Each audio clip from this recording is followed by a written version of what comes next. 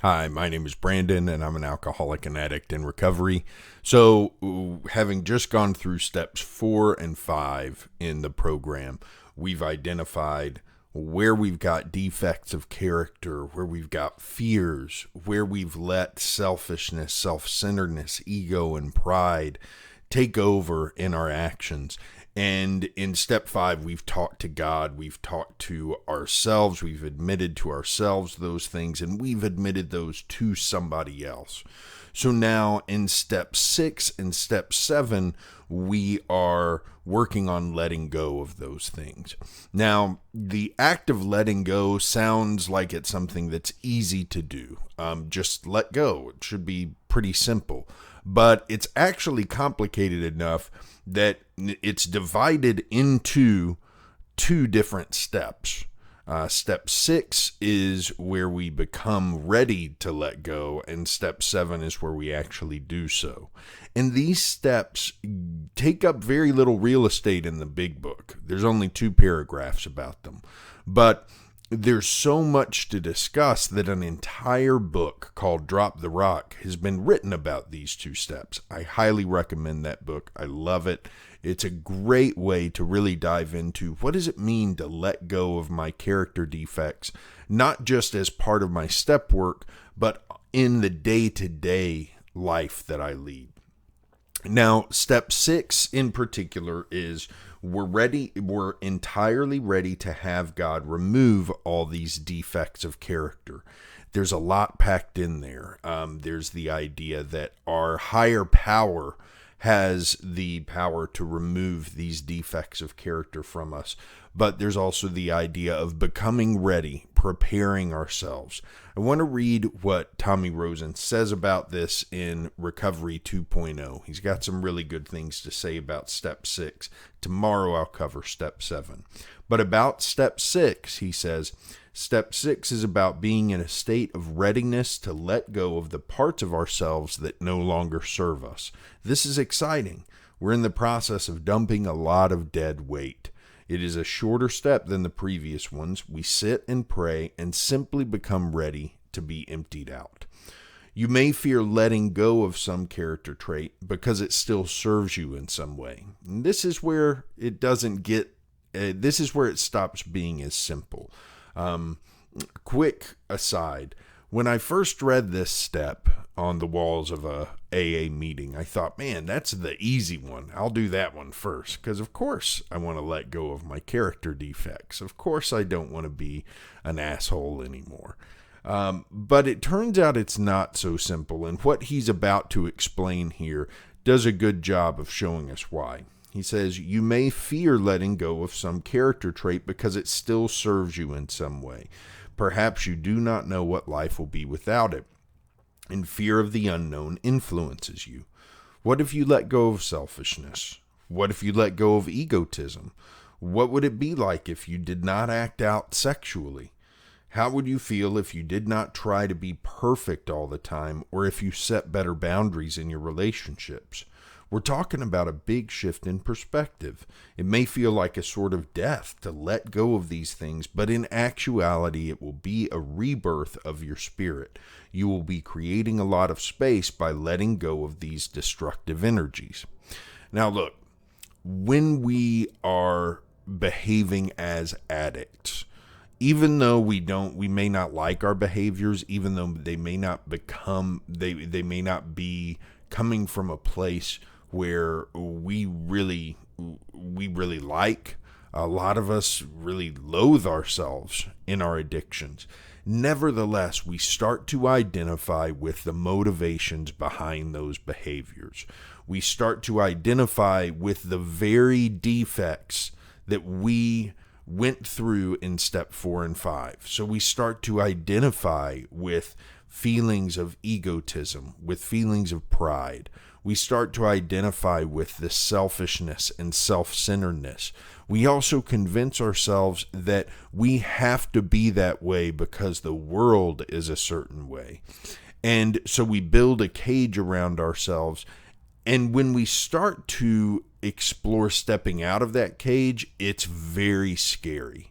Step 6 to me was actually one of the scariest steps that I did once I got into what it really means. Because what it really meant was that it was time to stop living life the way I'd lived it.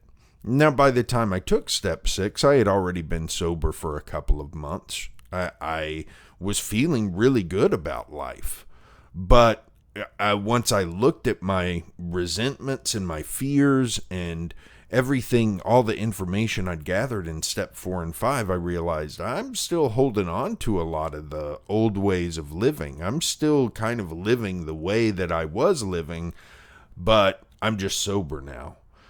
Step 6 is where we realize that that's not good enough. That in order for us to move forward in recovery, we have to let go of the way that we were interacting with the world, the way that we thought about people around us, the way we even thought about ourselves, and start to make some changes there.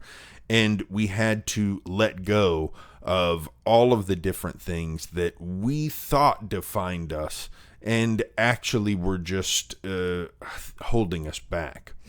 The fear is definitely something that I think everybody who's gone through this step and really taken it seriously can identify with. So if you're worried about any part of letting go, any part of yourself, talk to your sponsor about it, talk to someone else, because I guarantee they've gone through it.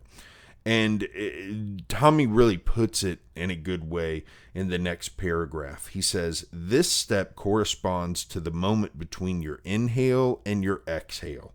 Here you are preparing to exhale, to let go of the unnecessary. Become ready to release what no longer serves you. This requires willingness. Some people hold their breath because they do not trust that the next inhale will be coming, or because they fear exhaling, which is the last thing we do before we die. Face the death of your defects of character while you are still alive, and have faith that there's freedom on the other side of this process. And I'll stop there. The two words I want to focus on there. Willingness. This is a step, and all of the steps, willingness is really a big key. But this is a step where willingness is so important. You have to be willing to let go. And that's how we prepare for step 7. We become willing to let go of these things that have been holding us back. We become willing to stop worrying so much about things like our time, and start becoming more conscious of what others need. We stop worrying so much about ourselves and start worrying more about the community around us and our place in that community. We start to give up all sorts of ideas that for a long time felt like they were just part of us. And once we do that, we start to realize a freedom that that multiplies the freedom that we gained in steps 4 and 5. All of a sudden, we have the freedom to interact with the world around us in a way that doesn't seem dictated by our more selfish motivations. And that's something, when that starts to happen, it's something really special. And it brings a piece of contentment. It opens up space in you as a person, to allow contentment to flow in. And this is a theme that starts to come up in the steps. We, as we go through this spiritual cleansing and this spiritual awakening, we're opening up space within ourselves, allowing room for more natural feelings of contentment, of peace, and of satisfaction to come into our lives. And once that happens, we start to realize that's what was missing all along. I didn't have any of these feelings, and part of it was because I had built up a prison to keep bad stuff out of my life. But it was also, I built up these walls to keep the bad stuff out, but it was also stopping the good stuff from getting in. So now I've got to get rid of my fears. I've got to take down the walls, which were manifested in my undesirable character traits. And once I do that, it allows the good stuff to come in. And if I'm putting good stuff out there, then it decreases the likelihood that the bad stuff will happen. Bad stuff will still happen. That's life. But now I have a different way to deal with that. The other thing that he talks about in this paragraph is faith. Faith that once you start to get rid of these things, good things will happen. There's freedom on the other side. And that's something that's important in these programs. I feel like having faith, and I'm not talking about a religious faith. I'm talking about a spiritual faith that as I put good into the universe and as I start to work on myself, then those kinds of things will cycle back to me. Maybe not in direct proportion, maybe not as quickly as I'd like them to, and there might also be some bad stuff mixed in there. But as I continue to work the program and continue to work on things in my life, I will see those changes happening. And I haven't met many people who did honest work in the program who said, yeah, that's not happening for me. Pretty much everybody I meet who is really working a program can point to very specific things in their lives where they say, oh yeah, this is good stuff happening as a direct result of me working the program. And even when bad things happen to those people, they're better equipped to deal with them. And that's where the faith comes in. So that's it for today. I'll be back tomorrow with step 7, which is often paired with step 6. Again, if you want to get more into these steps, can't recommend Drop the Rock enough. You can get it through the AA website. In the meantime, have a good one, and I'll see you back here tomorrow.